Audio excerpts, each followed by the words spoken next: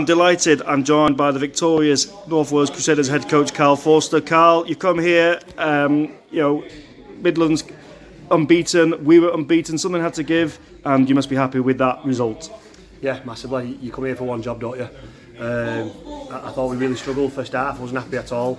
Come half time, we spoke about it, addressed it, and I thought we'd come out second half flying. I thought we simplified everything, went straight through the middle of them, and obviously we're a really good team when we get on the front foot. And I thought we just dominated from minute 40 to 80. Yeah, the first half they were dominant at the ruck, weren't they? And we couldn't keep up with the speed of the game, and that's where they got their tries from, really. But then the game changer was at the stroke of half time when Matt Reid intercepted and ran 60 metres to score a try. How important was that? Did that change the half time talk for you and possibly for them? No, it didn't change my talk. The lads might have thought it was a bit harsh. I think we were only going in 8 down, wasn't we? I didn't mince my words at half time, but I just wasn't happy with what we were doing. They slowed the ruck down, we couldn't quicken it up, and then they played quick. And I just thought for how bad we was, and we were 8 points down, and that was kind of my last message to them before they went out. That we were still in a ball game. We were terrible, absolutely terrible. And they come out with the right attitude. They got themselves together.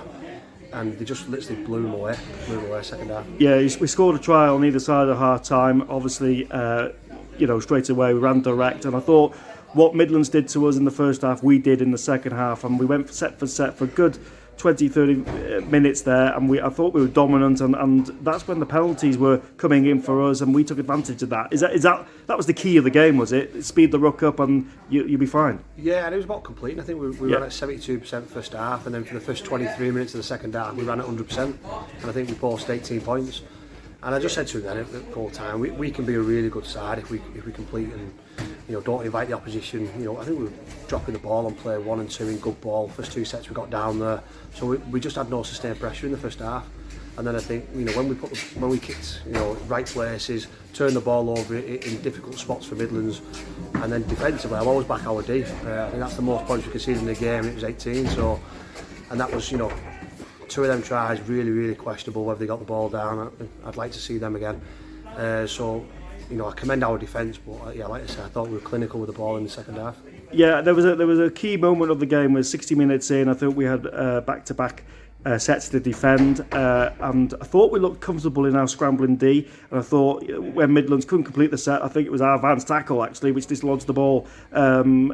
I might be wrong there, but it just showed. I thought we were comfortable in those situations. You've really worked on that, haven't you? Yeah, no, that's one thing we worked really hard on this year is our defence. I think we've been a little bit sloppy and soft over the last few years, and we've worked really hard, and I think you can see that. I've always said our defence is never going to be perfect. There's no perfect defence, but you can scramble, you can be really scrappy and slow it down, especially in the good ball, and ultimately it's just working hard for each other. It's wanting to defend for the man next year, and I think we've got that in abundance here.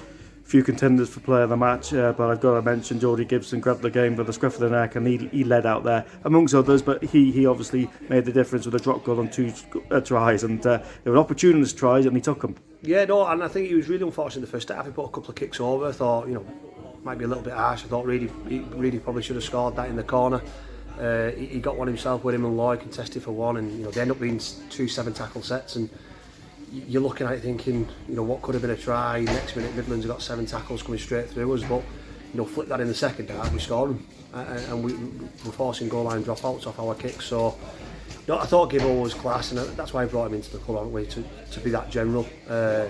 He took his try really well, similar to the Workington one, and I think on that left edge, a lot of people are worried about Wildy on that out ball that he runs really well, so it's just creating a little bit of space for Gibbo, and he takes him well. He's a big, strong kid, so.